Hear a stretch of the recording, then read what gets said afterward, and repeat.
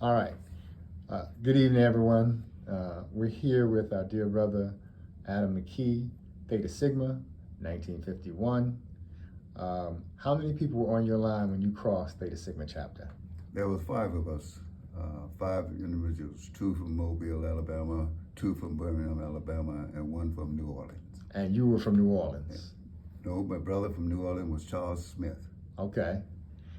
And when you, after you matriculated with Theta Sigma chapter, what did you do or how did you perform for the chapter in what capacity? My first committee was being Dean of Pledges, and I served Dean of Pledges for 2 more years, and also was with the committee chairman of the newly initiated, the committee chairman to bring activities to the campus and to be related to the new students in Dillard University.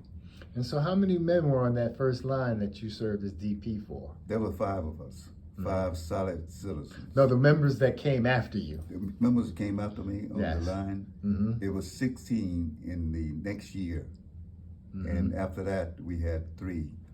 So you were the Dean of Pledges for the Supreme 16? The Dean of Pledges for the Supreme 16. Okay, and that's the largest. That's the largest I recall. I think in Theta Sigma history, that is the largest line. Right. I know Deuce Magnifique and the Funky 15 was the second largest line. So after graduating Dillard University, where did you go there? Dillard University prepared me to go to Tuskegee University for veterinary medicine.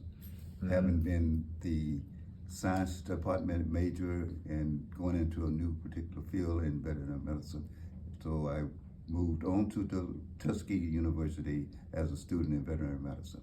Graduated from Tuskegee in 1958, and from that particular time, there was a war going on, and so I was actually drafted into the military and served in military and the Air Force for 20 years after I've been.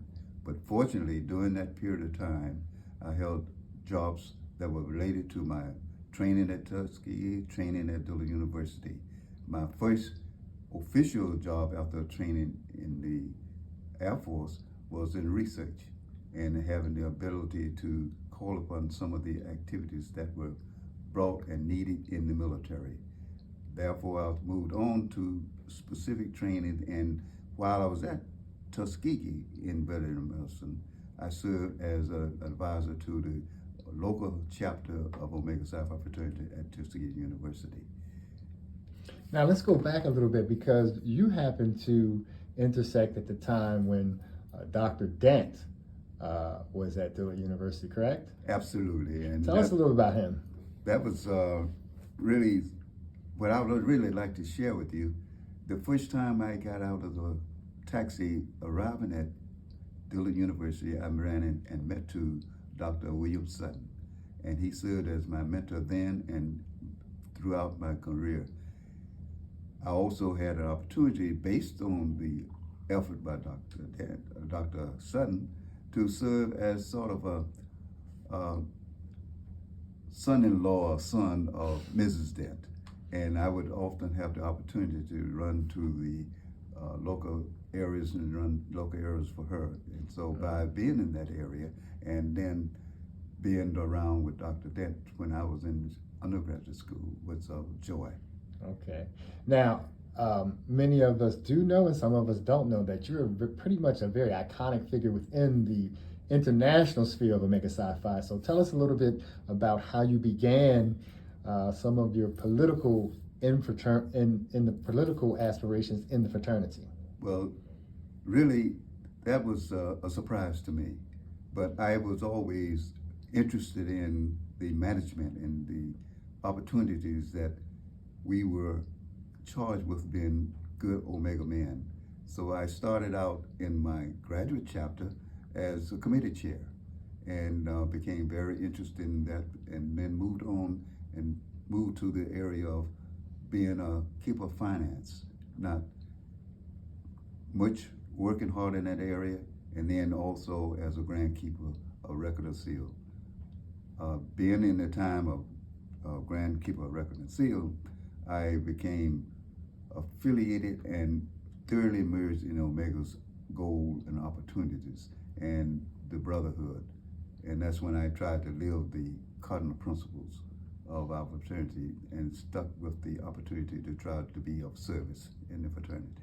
So you actually ascended to the second highest office in Omega Psi Phi, the first Vice Grand Bosses. And as a Dillard alum, you're probably the only brother from Dillard who ever went that high. Well, that was really a supportive, suggestive effort on my part and the Dillard University brothers. The Dillard University brothers always were saying, Adam, you can do it.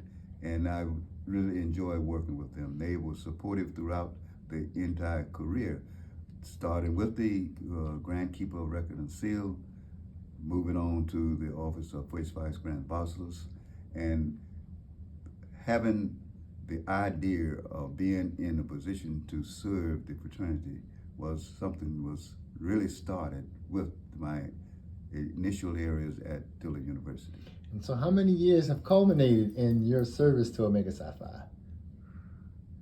If you put all of the officers, non-officer days, I have recently celebrated my 70th year in Omega Psi Phi fraternity. And a fully financial member. A fully financial member. And being really fully financial, I'd like to also mention that during this period of time, I was a charter member of the Omega Psi Phi Fraternity Credit Union. I served as the chairman of the Personnel Board. I served as chairman of the military activities during the centennial. I also was chairman of, and one of the initial persons working with the history and archives of Omega Psi Phi fraternity. Well, we want to salute you, we want to commend you, and we want to congratulate you on your 70 years. And as a son of Omega Psi Phi and a son of Dillard, we are very proud of you. Thank you. Thank you very much.